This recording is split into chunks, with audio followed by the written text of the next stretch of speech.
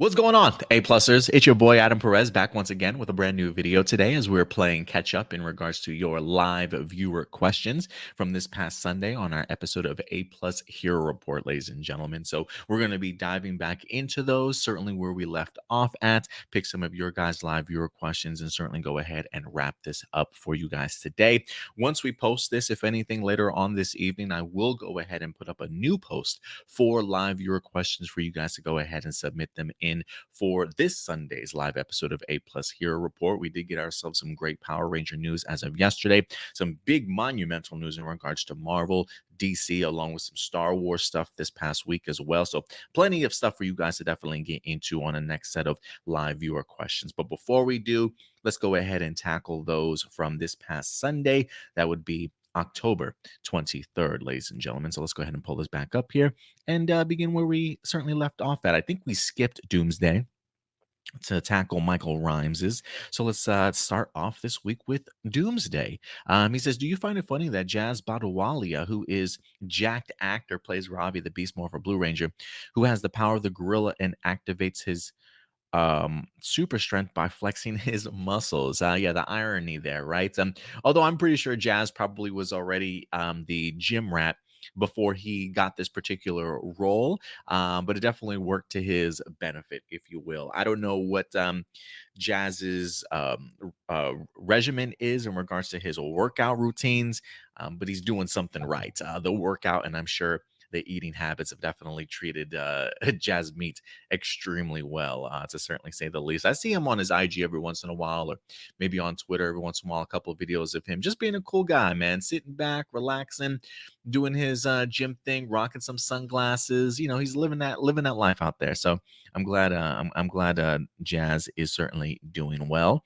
I feel like we haven't heard from him too much lately, but listen, I guess when it comes to the cast of Beast Morphers, now that we've kind of moved on to Dino Fury and certainly what is certainly next, I do think that there are certainly some people that continue to stay prominent in the Power Ranger fandom. Like, I think Liana Ramirez continues to be there, maybe even Rory from time to time, and I think Abraham also. I feel like I hear them pop up a lot. Jacqueline, I think she probably feels like she's kind of doing her own thing. The same thing with Jazz. So I don't know how involved everybody is, but maybe I'm wrong. Maybe Jazz and Jackie still continue to talk and discuss Power Rangers certainly a lot. But yeah, Jasmine Badawalia. He's got the secret to a good workout, that's for sure. Who else we got? We got Jericho Gonzalez. Why is it that Diggle been teasing us of his potentially being Green Lantern in the CW verse show since that massive crossover we had in 2019? Has the showrunners of Superman and Flash series trolling us? Didn't John Diggle appear in all the shows, even as a different version or main version? It's confusing. Yeah, it's kind of gotten confusing for myself also. Like, considering the fact that Superman and Lois has admitted that they're not necessarily the same Earth, it feels very much like that John Diggle that we know is maybe, or I would say the John Diggle that shows up in Superman and Lois doesn't seem to be the same John Diggle that we knew from the Arrowverse. At least is what my assumption would certainly be. So, I think the idea of Diggle when he mentions, hey, I didn't take the offer of what was given to me, I guess maybe you can look at it in the sense of, okay, so that's one way that this particular variant, this is the decision that this particular variant or this other multiversal, if you will, John Diggle handled that situation. It does make me beg the question, how did the John Diggle of our Arrowverse universe actually handle the Green Lantern ring? And I feel like it's something that they have definitely been wanting to avoid, not fully committing to. But the teases were just outlandish to the point of, like, if he didn't become Green Lantern, talk about a massive disappointment. And I feel like that's what it's kind of been, unfortunately. So I'm personally over the John Diggle Green Lantern storyline. You teased it, you didn't pull the trigger on it, you didn't really do anything with it. So a failure in my eyes and a little bit of a bummer. But from all reports, it seems as though they're still continuing along with the Justice U Arrowverse show that John Diggle is supposed to be leading as he winds up training or teaching a bunch of new metahuman superheroes, if you will. So, I would assume that that would be on our Arrowverse universe and not the Superman and Lois, but who certainly knows anymore, man. I would love some clarification there as well, also, Jericho. Um, Roberto, you got a long ass theory, man. Cam doomed the Ninja Storm Rangers in another timeline. This is my first theory, so please go easy on me. When Cam went back in time in Samurai's Journey three-parter and met younger versions of his parents, he left with his mother's amulet, which would turn into his morpher. However, right after he left his own time period, where the Rangers eventually won, a new timeline was made, the one where Cam's mother did not have the amulet in her long before she gave birth to her son. So how would things play out in another timeline after Cam leaves? It would play out the same as the regular Ninja Storm timeline, except that once the Rangers lose their powers and Cam goes back in time, two things would occur. There is no amulet because the Cam of the original timeline took the amulet first. This Cam had no way to beat the monster and get the Rangers' powers back. He can't do anything. So he would only go back to his time and lose the fight against evil. Two versions of Cam enter and one leaves, but the original and new timeline Cam looks for the amulet. Once they found out about each other's doppelganger, they would be forced to fight each other for the amulet. One of them wins and saves the day, while the other one loses and returns home empty-handed. In the episode itself, since I did mention that the mighty power, um, samurai amulet was lost. The present day Cam was also the real reason Lothor even existed. In the episode, Cam discovers that his father had a twin brother named Kia, who was a member of the the Wind Ninja Academy. Kia was banished into space for eternity after Cam and his family revealed to everyone about Kai's dark ninja powers. Kia himself revealed that he would return to Earth with the name of the ancient warrior of evil, Lothor. This even implies that Kia took the identity of whoever Lothor truly was. Great theory there, Roberto. Thank you very much, man, for your first time out. Not too bad. So thank you very much, man, for that great theory of yours. Morgan Hutchinson, what do you think of Spider-Man 4 rumors hinting at a Daredevil storyline? Peter Parker himself, Tom Holland, had expressed hope for a potential team up that takes place after Disney Plus's Daredevil reboot series. I think it's cool concept. One of the theories about what they could do with Spider-Man 4 that me and Stuart have talked about before is, we're still patiently waiting the return of John Bernthal as the Punisher. And considering the connection between the Punisher and Daredevil that we've seen from the Netflix series itself, and also, one of the more iconic Spider-Man images from his Amazing Spider-Man run over time is one with the Punisher hunting him down. You guys might recall a great Amazing Spider-Man cover of the Punisher with literally Spider-Man sort of in his scope and in his sights. So they have bumped into each other before. And for me, I would kind of like to see the Spider-Man 4 storyline maybe go that direction. I do think you could maybe even kill two birds with one stone. Have Punisher hunting down Spider-Man. If I'm not mistaken, I do believe, is he still technically considered a wanted criminal after everything that certainly happened in No Way Home? You guys certainly remind me.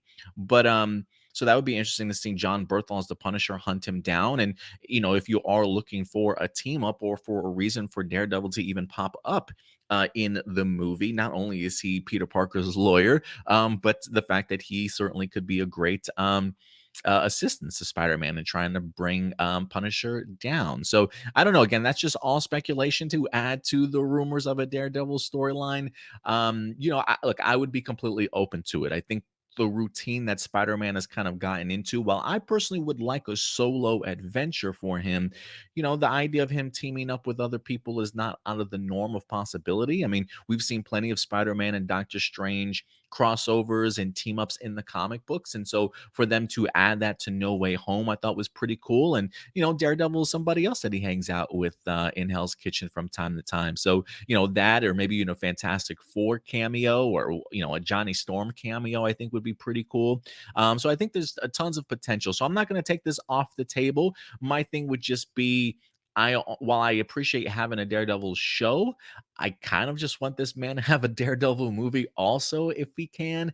But I don't think I'll ever get tired of a Daredevil cameo, whether that be in She-Hulk, whether that be in Echo, or even in the Spider-Man 4, if that does in fact happen, as long as the storyline certainly makes sense. But I think setting him up in No Way Home as Peter's lawyer, I think went a long way. So we'll see. I don't know if that's going to hold up for the rumors, but we'll definitely see. Kurt Marino, hey everyone, without spoiling, what did you think of the Marvel She-Hulk series? Anything you wish never happened or needs improvement? And I'm still confused with the difference between Marvel's Secret Invasion and Secret Wars. So, Secret Invasion and Secret Wars from the comic books are two different storylines. Secret Invasion really involves the Skrulls having invaded Earth and sort of being incognito, just being, very secretive as to who's a scroll and who's not. They've somehow have managed to infiltrate high ends of government, even some superheroes that we might have thought were true, legit people for long periods of time turn out to be scrolls at the end of the day. Who's who? Who certainly knows? Like in the comic books, I think the big reveal was that Elektra was certainly a scroll, and it really added the extra question of when did this certainly occur for Elektra? Has she always been a scroll, or did at some particular point in time she get replaced? And so that's definitely what Secret Invasion certainly is, that there are a cell of scrolls, people within a different organization of scrolls that have ill intentions, and that I would assume are replacing key figures and powerful figures within maybe the US government or whatever the case may be, to kind of sway the direction of how things certainly happen. And so I do think it's the idea of Nick Fury understanding this and kind of bringing this big secret invasion to the forefront and to notify people about what's truly happening here. Whereas when you go and think about Secret Wars is very much a more multiversal, big sort of planetary type of thing. If I'm not mistaken, I do believe it's the concept of Doctor Doom taking a bunch of superheroes to this battle world and maybe having them sort of battle it out.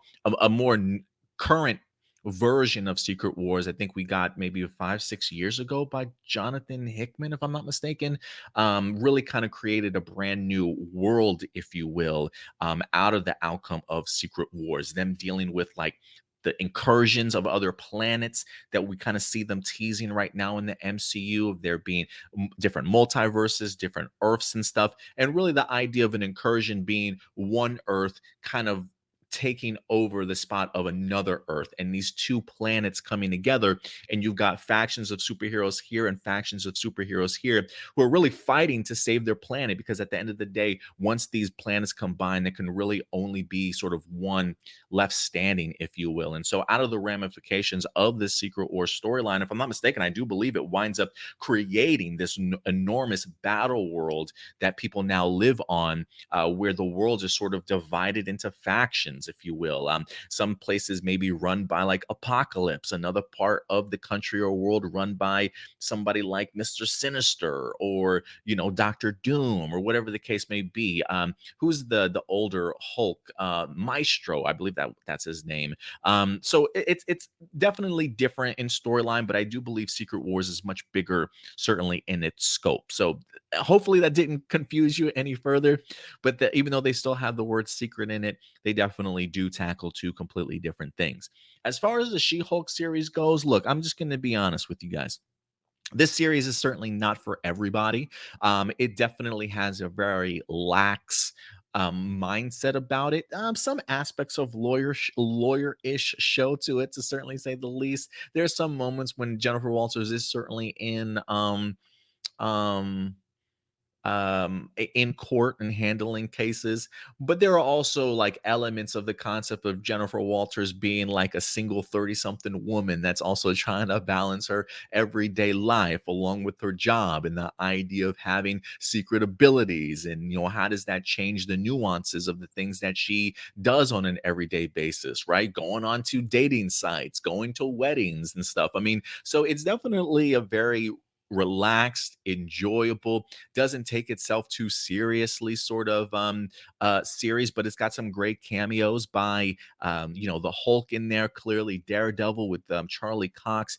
So some really great levity and humor. And it is one of those things where it feels like this series, if anything, really takes its key from the classic John Byrne She-Hulk run. I can't remember if that's like in the 80s or the 90s, where she's not afraid to break the fourth wall and like talk to the camera and do all these other type of things. So I think of like Daredevil, but just Jennifer Walters as She-Hulk. And look, it's something that I kind of enjoyed. I certainly laughed. My girlfriend really enjoyed it.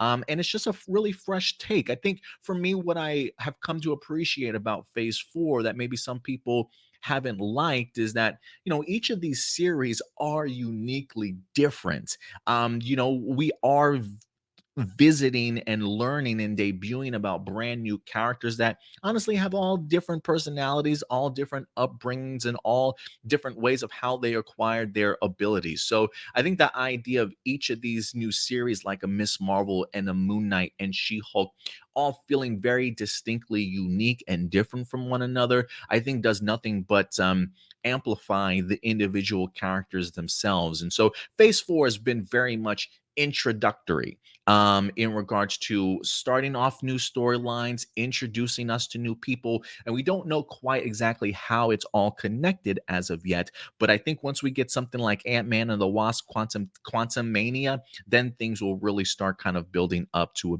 a bigger crescendo. So again, I don't necessarily would say that She-Hulk is for everybody. But then again, I wouldn't say Miss Marvel is for everybody. I wouldn't say Moon Knight is certainly for everybody. The Phase 4 is really kind of establishing just really different tones for each of these particular shows. And I think that's something that the Marvel Studios has certainly earned, really getting away and departing from just the classic comic book story. You know what I mean? So if you're open to the idea of not everything that the MCU drops out feeling like MCU, then I think the She-Hulk stuff is pretty good. And listen, I thought it was pretty cool. Like for me, the Hulk and Bruce Banner stuff, the Daredevil stuff really, really worked for me in here.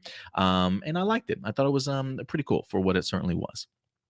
Let's see here. We got Adam Perea. What do you think of Simon Bennett interacting with Power Ranger fans on the website Ranger Board? Some of the questions that Simon have replied to directly had to do with the 30th anniversary special. They were very hesitant about being let down again with another anniversary team up. Simon did tell them that he and his crew are working very hard to do everything they can to make the fans happy. He even acknowledged that he was not a fan of the 25th anniversary special. What do you think of Simon replying to people's comments, if respectful? And do you think the 30th anniversary might be the anniversary we've been waiting for since Forever Red? I mean, I personally do think so. Yes, I think while we definitely had some great crossover events, we've also had some really mediocre and terrible ones also. But I do feel like the consensus is majority of the people really hold Forever Red like at the top spot, the number one that we've ever had. Maybe top three for some people, but I don't know if I've ever seen Forever Red drop out of like that top three. But maybe I'm wrong. Everybody has certainly their own preferences in regards to how they appreciate it. But I do think for me, going in here, seeing the work that Simon Bennett has done along with the rest of his cast and crew, and I would assume is he directing the 30th anniversary special? That they bring somebody else in?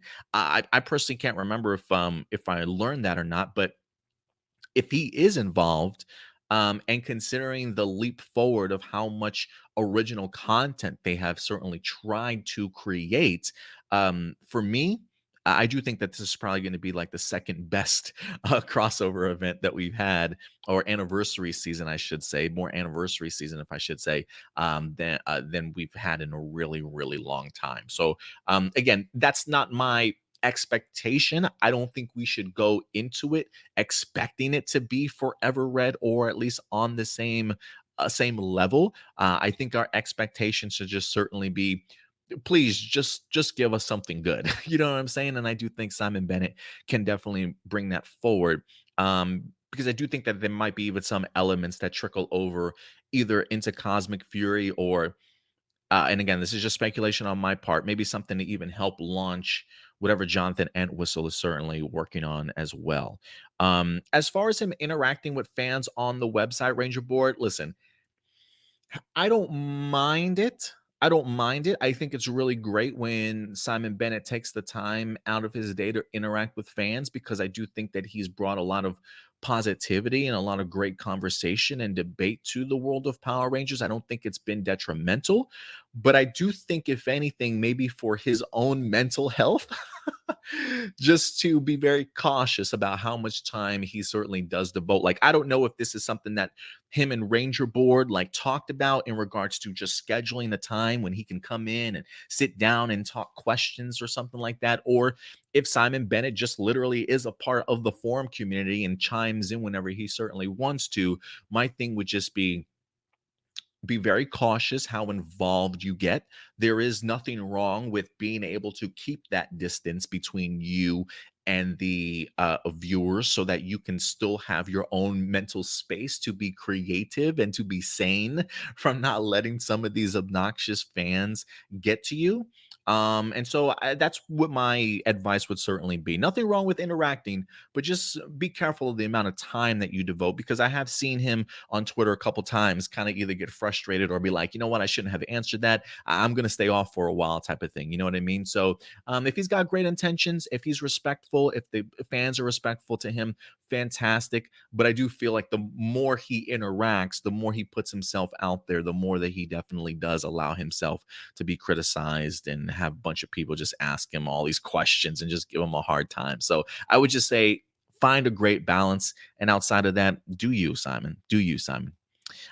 Stuart, what's up, Stuart? He says Zane from Power Rangers in Space is still one of my favorite Sixth Rangers ever. I thought he was pretty well thought out as far as a Sixth Ranger goes. He didn't just come out of nowhere, but had already been a Ranger alongside Andros previously when their home planet KO-35 was under attack. I will never forget that episode, Survival of the Silver, when Zane's power kept malfunctioning since waking up from cryogenic freeze, where he had randomly demorphed in public, then having to go climbing up a mountain and get struck by lightning was so cool. I would agree. I thought that was actually a pretty cool scene as well. He says, I also really like that Zane's morpher was a cell phone. I thought that was pretty cool too, which for the second time in Power Rangers history since Trey, his morpher was unique compared to the rest of the Rangers. Him and Andros already being Rangers from the space colony just showed that Power Rangers existed outside of Earth and that Zordon had already known about past Rangers.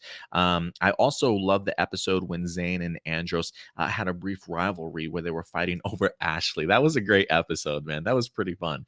Which I think they started the first love triangle in Power Rangers. And of course, when Zane fell in love with Astronomer, which he had no idea at the time was Corone. Fans today still ship them as a couple, and who can forget Psycho Silver? I'm so glad you wound up bringing up Zane. Honestly, I can see why he certainly was one of your favorites, Sixth Rangers, and there was always a relationship between him and Andros that I was honestly a really big fan of. I thought it was kind of cool that you had two buddies from their past that wind up being Rangers together. So I thought that was actually pretty cool. All right, next up we got Alexander Rosario. TJ was an underrated Red Ranger. You're speaking to the choir, man. Yeah, Turbo wasn't that great, but TJ was shown to be an effective leader despite his horrible fate when the show transponded to space. He's also a great Blue Ranger. I will agree too. Like, as disappointed as I was in the idea of TJ not taking his red color over to space, I honestly thought he did a great job as the Blue Ranger as well in his for his own sake, becoming the strategy leader of the team while Andros took over as the leader who knew all about living in space. I think that was a great combination. TJ was going into an area that he was not familiar with whatsoever. So the idea of Andros, who was very familiar with it, taking the leadership role, I thought was great. But TJ still being able to provide what he learned in his experience as a Power Ranger, being the strategic leader for the in space team, I thought was brilliant. Since Turbo, people pretend like TJ lost the Megazords against a monster of the week and not a highly acclaimed ranger who Divatox hired that was considered to be the most destructive monster in the whole universe. And not only did he beat that monster, he beat him without the help of a mentor because Demetria completely bailed on his team. TJ really shined even more as a secondary leader in command during the Psycho Rangers arc, where he had an idea of tricking the Psychos by not only trying to fight them in different order, but also by briefly turning their suits all blue to strike them without knowing who was who. Talk again, a strategist, right? The strategic leader coming up with these great ideas on a whim here. So I totally agree with you there. I totally agree with you, Alexander. And again, I think even for me, and I've said this all the time, like when I go back and I watch Forever Red, there is something that just makes me smile to see Carter. I believe it's Carter from Lightspeed, introducing TJ as he pulls up sort of in his car and not just be like, hey, here's TJ, but literally introducing him by his full name, truly putting respect on this man's name to kind of show you that even they truly appreciate the leadership skills of somebody like TJ. He's very underrated, but I love him. He's definitely in my top five, and I feel like I do my best to try and talk about him a lot whenever the concept and ideas of Red Rangers certainly pop up. And again, I do give Turbo a ton of crap, but it is one of those things I almost want to go back and rewatch it because out of that entire cast, for me, Cassie and TJ were like my two favorites. You know what I mean? So I would love to go back and just get a nice refresher in regards to just how great of a leader he truly was. Blossom, we've been thinking about this for a while. Remember the pop up book in Common Rider Saber? What if my Green Ranger Elliot finds it in the school's book fair because it was calling him? Ooh, in actuality, it was Dex's son signaling the Rangers for help since the other masked riders for Saber are kidnapped. My pal and I recently talked about this since the Q Ranger Zords will be in Cosmic Fury. How'd it be if the council had given them their Zords in our story? I think it's a cool concept. And for those of you who don't know, Blossom certainly does a lot of fan fiction writing. So she's got some brilliant ideas on how she personally would love to kind of adapt Sentai into Power Rangers and kind of going through her own kind of storylines and things like that. So Blossom's always got some great ideas. So appreciate the thoughts there, Blossom. But yeah, guys, I think other than that, I think that will certainly wrap it up for us here as we have tackled everybody's live viewer questions for today. So thank you very much, guys, for everybody that certainly participated. I am sorry that we can't sometimes get to these live viewer questions at on Sunday. Our show does tend to certainly run a little bit longer. We'll definitely certainly do our best. But listen, you guys are very much into participating in live viewer questions. I think sometimes there are moments when I don't even expect us to get so many questions. And so, thank you very much for you guys continuing to participate and be involved in the channel that way. Because at the end of the day, these are just simply our A plus opinions, but we always certainly want to know yours and hear from you guys. So thank you very much, guys. And always feel free to go ahead and submit live viewer questions at any particular point in time if you'd like to. Again, you can always submit your live viewer questions. Go over to our YouTube page, click on that community tab, and usually any day after Wednesday, we will go ahead and put up a live viewer question post for you guys to go ahead and submit your questions. And we'll certainly get to them on Sunday live at noon Central Time, or I should say 11 a.m. Central Time, excuse me. But until then, guys, that's going to do it for me here. We'll definitely see you this upcoming Sunday. But in the meantime, do me a big favor. Take care of yourselves. Take care of each other. Keep it A+. I'll talk to you guys later. Bye.